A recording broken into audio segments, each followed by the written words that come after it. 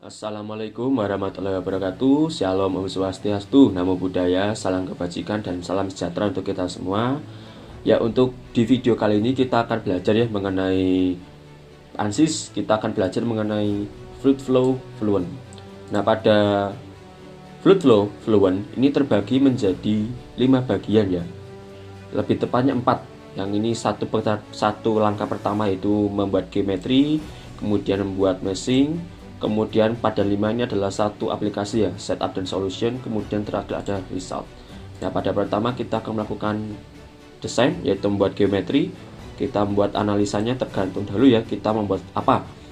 Kalau analisa 3 dimensi, maka desain kita juga tentu akan mengikuti, sebaliknya juga dengan 2 dimensi. Nah, untuk kali ini kita akan belajar membuat desain 3 dimensi.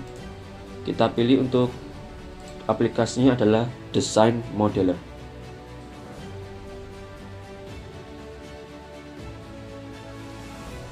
Nah, ini adalah tampilan untuk aplikasi Design Modeler. Di sini ada, kita perlu memperhatikan 3 sumbu ini ya, sumbu X, Y, dan Z. Maka kita akan menyesuaikan. Nah, untuk itu kita akan menggunakan bidang XY.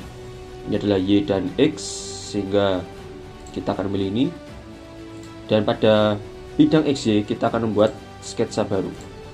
Nah, kemudian untuk unit kita atur menjadi cm. Kita akan buat sketsanya ya, sketsanya di sini.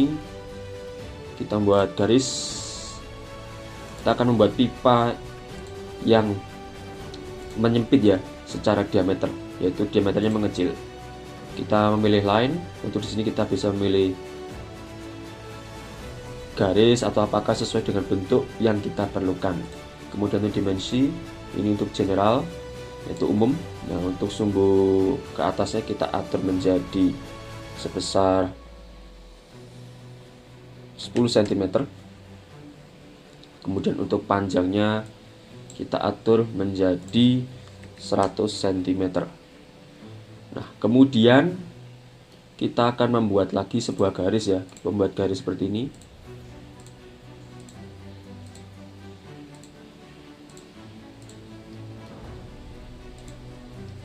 Nah, ketika sudah, kita membuat lagi dimensi. Di sini kita tambahkan panjang sebesar 50. Nah, ketika ada sesuatu yang seperti ini kan harusnya lurus, kita bisa pakai constraint. Nah, kita akan membuat garis ini harus vertikal. Nah, selanjutnya kita akan mengatur lagi dimensi. Yang satunya ini adalah dimensinya sebesar 10, dan yang satu lagi kita atur dimensinya menjadi 5 cm. Kemudian untuk angle di sini, karena kita tidak mengatur angle-nya berapa, jadi kita perlu mengatur. Kita atur angle ini sebesar 45 derajat. Ya. Jadi akan memiliki bentuk seperti ini. Nah, ketika sudah, kita lakukan revolve. Untuk sketch-nya ini, ya, untuk geometrinya kita pilih sketch ini, apply, dan aksisnya kita pilih. Apply, lalu kita pilih generate. Nah, maka sudah akan timbul seperti ini. Kemudian jika sudah, kita bisa memilih ini ya, kita bisa membuat name selection. Apa itu name selection? Name selection itu sejenis kita akan mendefinisikan ya, mendefinisikan misalkan bagian ini adalah aliran masuk, bagian ini adalah aliran keluar. Nah, sisanya itu apa? Temboknya. Nah, itu adalah name selection. Nah, untuk itu, karena ini bentuk 3 dimensi, kita perlu pakai face ini ya. Face, kita definisikan ini sebagai name selection, kita definisikan sebagai inlet. Kemudian generate. Nah, di sisi yang lain kita atur menjadi outlet. Kemudian kita generate. Nah, sisa-sisa yang lain ini kita atur sebagai wall, yang artinya di wall ini adalah tembok. Kita atur menjadi wall. Oke, dan generate. Nah, kita asumsikan semua ini, bagian ini adalah, ini masih diatur sebagai solid atau padatan, sehingga kita perlu mengubahnya menjadi fluid. Nah, kenapa fluid? Kenapa kok gini, kok tidak ada dindingnya ya? Tergantung pendekatan kita ya, kasusnya apa. Apabila kasus kita adalah sekedar menganalisa aliran fluida, menganalisa alirannya saja tanpa memperhitungkan yang lain, maka itu hanya perlu memberikan dimensi daripada atau bentuk geometri dari alirannya. Nah, sebenarnya jika kita menganalisa perpindahan panas antara dinding pipa dengan aliran, maka kita juga perlu menambahkan satu bagian lagi di atasnya, yaitu dinding dari pipa itu sendiri, yang dia itu materialnya solid. Nah, di dalamnya pipa ini kan ada aliran air, yaitu kita perlu atur menjadi fluid. Nah, karena ini kasusnya kita hanya menganalisa mekanika fluidanya saja, maka kita hanya perlu membuat dimensi yang ini. Nah, ketika sudah kita mendefinisikan dan lain sebagainya desain, kita masuk ke tahap meshing.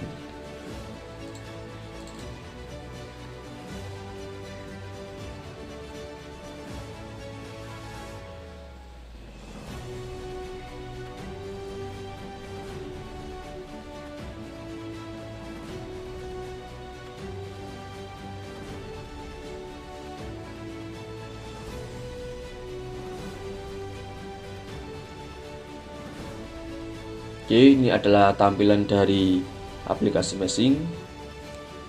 Nah, di sini kita bisa lihat ya, ini adalah aliran, ini adalah desain sudah kita buat. Nah, di meshing ini kita sederhananya begini ya. Kalau di meshing ini semakin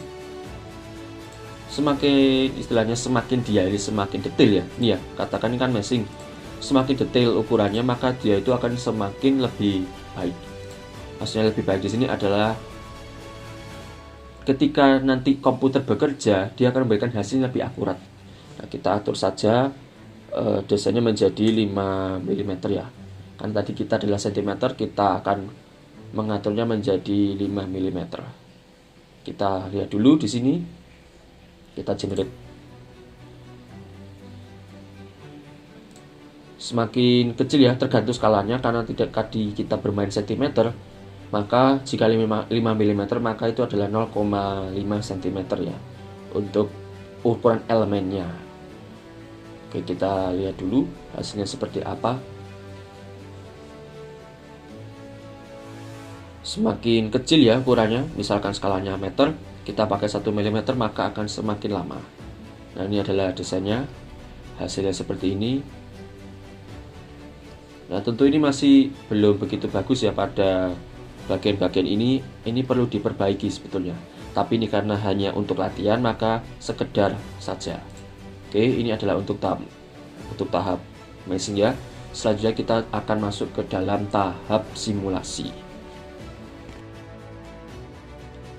Oke, selanjutnya ketika sudah meshing selesai, kita sudah keluar aplikasi, kita lakukan update.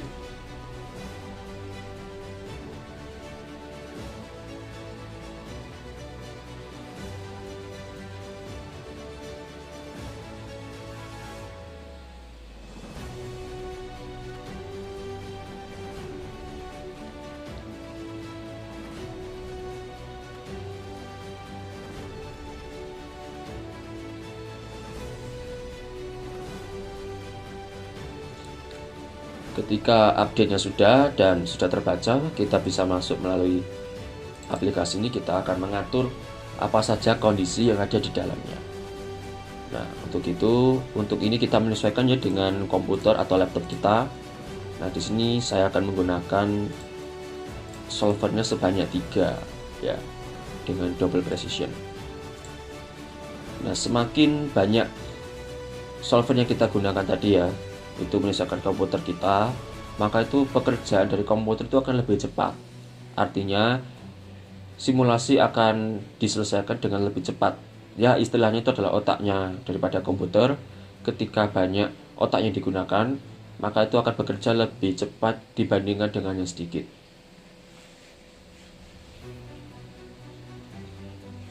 Nah, ini adalah tampilan dari aplikasi Fluent. Kita tunggu dahulu di sini untuk pembacaan daripada aplikasi.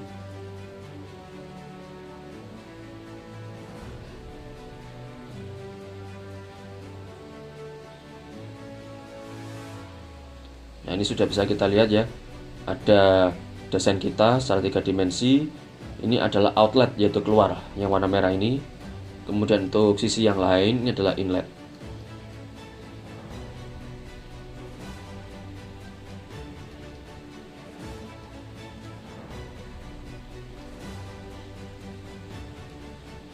Kemudian oke.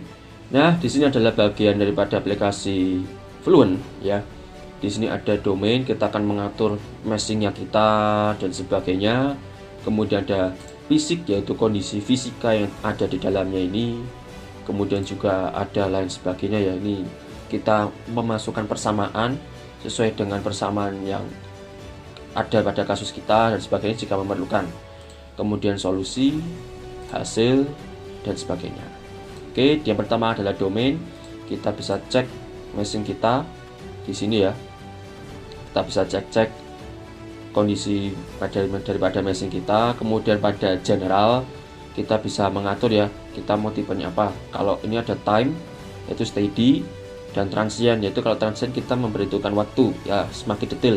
Waktu dari 1 sampai 10 detik itu benar-benar diperhitungkan. Untuk mempermudah kasus, kita akan membuat steady, dan ya, dengan menggunakan steady kita akan juga mempersingkat simulasi ya, mempersingkat waktu dari simulasi. Oke, kemudian kita di V6 kita bisa atur. Nah, yang perlu kita ketahui ya, kalau aliran fluida itu pasti ada namanya turbulensi dan laminar dan sebagainya. Nah, inviscid ini kita tidak perlu kita pakai aliran yang mau laminar atau mau turbulen, nggak diperhitungkan itu. Kemudian kalau laminar ya aliran laminar, misalkan aliran tanpa turbulensi itu, yaitu sudah bisa kita temukan di kehidupan, aliran yang tenang banget itu. Kemudian lain-lainnya ini adalah aliran turbulensi. Nah, pada kasus ini kita akan pakai K epsilon yang realizable. Oke, kemudian jika sudah, kita akan masuk ke, karena kita nggak ada temperatur ya, nggak ada suhu yang mempengaruhi, nggak ada apapun, hanya kita memfokuskan aliran airnya saja, maka kita mengabaikan hal yang lain. Dan untuk pendekatannya itu tergantung dari kasus kita, karena kasus kita sederhana, cukup menggunakan viskos. Oke, kemudian material. Nah, di sini kita perlu ketahui ya, di sini aliran fluidanya. Nah, kita perlu ketahui di sini aliran fluidanya itu apa. Nah, di sini adalah air, ya, dimana ini adalah udara. Nah, oleh karena itu kita perlu mendefinisikan kita mau pakai aliran lain, yaitu air ya, water. Nah, di sini kita menggunakan water dalam fasa liquid ya. Kita perlu bedakan, kalau vapor itu uap, kalau liquid itu air. Di sini kita pakai fasa air. Kita klik copy ya. Jika sudah, kita close. Nah, kita definisikan untuk aliran ini menjadi water liquid ya. Oke, ketika sudah kita apply, kita pilih close. Nah, kemudian ketika sudah, kita perlu mengatur boundaries. Nah, inlet ini kita atur ya, velocity inlet, kecepatan aliran.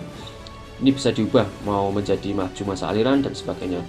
Kita atur untuk kecepatan aliran ini memiliki kecepatan sekitar 5 meter per second. Oke, ketika sudah, untuk outletnya kita biarkan saja ya menjadi pressure outlet. Kita abaikan di sini 0, kita abaikan saja. Kemudian ketika sudah, kita akan lakukan initialization, kita menggunakan hybrid. Nah, kita tunggu di sini.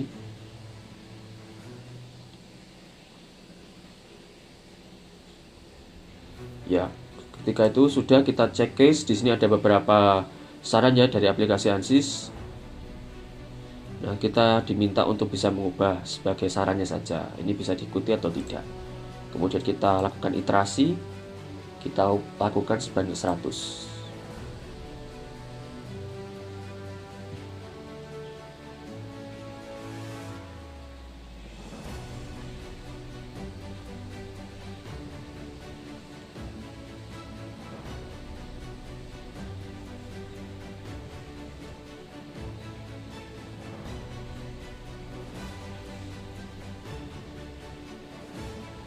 Ya, di sini bisa kita lihat ya. Di sini dalam iterasi ini kita telah memasukkan persamaan apa saja bisa kita ketahui. Nah, di sini ada persamaan kontinuitas, kemudian ada juga kecepatan yang sudah kita definisikan. Ada X, Y, dan Z. Nah, X ini adalah searah sumbu X kecepatannya, ada juga Y dan Z karena kita menggunakan analisa 3 dimensi. Nah, untuk kontinuitas ini bagi teman-teman yang belum tahu itu persamaan apa, bisa cek di Google ya. Apa itu kontinuitas? Nah, kemudian untuk turbulensi di sini ada K epsilon yang sudah kita pilih tadi. Ya. Oke, kemudian kita tunggu dahulu. Oke, selanjutnya ketika kalkulasi sudah selesai ya, kita bisa klik OK. Nah, di sini kita hasilnya nanti bisa melihat dua hasil, yaitu hasil angka dan juga hasil visual. Nah, untuk visual seperti apa? Nah, seperti ini. Kita akan melihat ya untuk hasilnya nanti ini.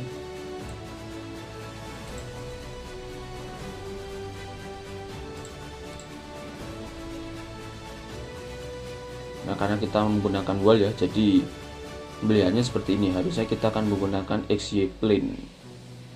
Nah, untuk itu caranya gimana? Nah, kita buat new surface, kita buat plane ya. Nah, di sini kita menggunakan plane X dan Y ya. Menggunakan plane X dan Y. Nah, seperti ini jadinya.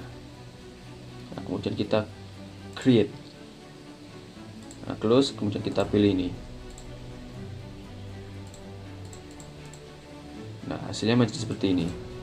Kita bisa lihat, nah, bentar. Hasilnya bisa kita lihat untuk tekanannya ya. Tekanannya ini bisa kita lihat. Nah, ketika air dengan 5 meter per second masuk ya, masuk. Nah, karena adanya penyempitan diameter ini, maka tekanannya akan turun. Nah, sebaliknya ketika tekanan turun, kecepatannya meningkat.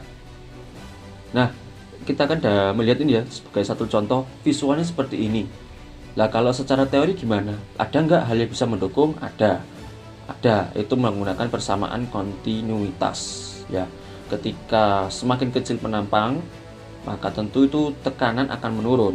Begitu juga dengan suhu ya. Jika kita menggunakan suhu memperhitungkan ketika ada penampang yang mengecil, maka akan turun, sebaliknya kecepatan akan meningkat.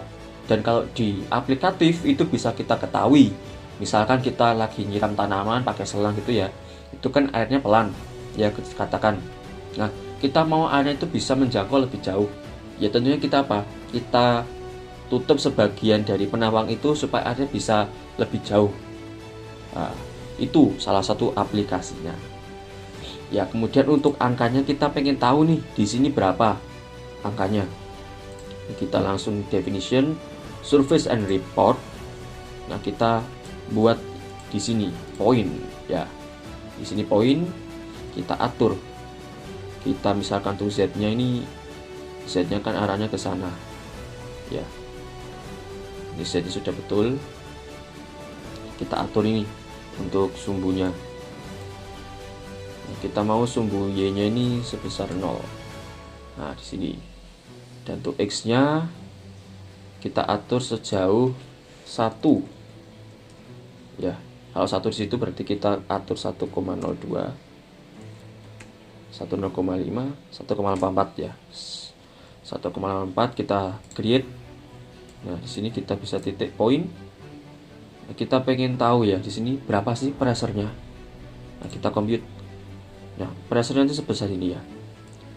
761 berarti sekitar 0,1 megapascal ya, sekitar 0,1 megapascal itu tekanannya. Kemudian untuk kecepatannya berapa ya? Nah, di point ini kita compute kecepatannya 15 meter per second ya. Jadi kita tahu kecepatan itu meningkat dari awalnya cuma 5 meter per second menjadi 15 meter per second ya, jadi 3 kali lipat kecepatannya itu. Nah, ini untuk kecepatan di titik sini ya. Lalu gimana Mas kalau kecepatan di titik sini? Kita pengen tahu ini di sini.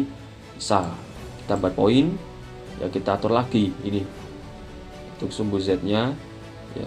Sumbu Z sudah betul.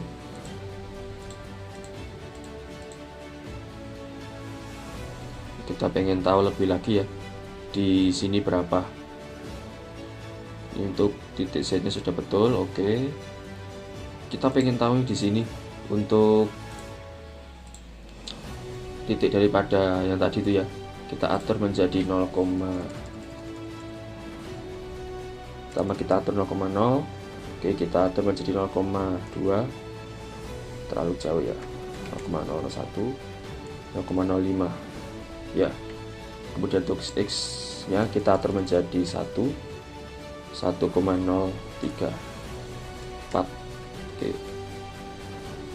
Oke, ketika sudah di sini ya, kita ingin mengetahui lagi lebih dekat, maka kita tambahkan 5, terlalu jauh 45. Oke, 475. Oke, ketika sudah kita create, close, kita pengen tahu untuk tekanannya dahulu ya, pressure. Oke, kita compute. Nah, di sini tekanannya malah tekanan balik. Nah, kemudian kita velocity-nya kita cari tahu. Nah, di sini 23 meter per second. Artinya di sini akibat pengecilan penambang, kecepatan semakin lebih tinggi. Ini ya, 23 meter per second di titik ini. Nah, untuk visualnya kita lihat lagi. Nah, seperti ini. Jadi bisa kita ketahui ya, untuk kecepatan di sini akan mengalami peningkatan yang lebih besar. 23 ya. Oke. Kurang lebih itu untuk simulasi ANSYS ya. Nanti teman-teman bisa belajar lebih lagi. Kita akan bahas di hari Senin untuk lebih detailnya. Oke, terima kasih. Sampai jumpa di hari Senin ya. Terima kasih sudah memperhatikan. Teman-teman yang mau mencoba bisa coba untuk bisa lebih tahu lebih lanjut. Oke, terima kasih. Wassalamualaikum warahmatullahi wabarakatuh. Shalom, Om Swastiastu, Namo Buddhaya, salam kebajikan.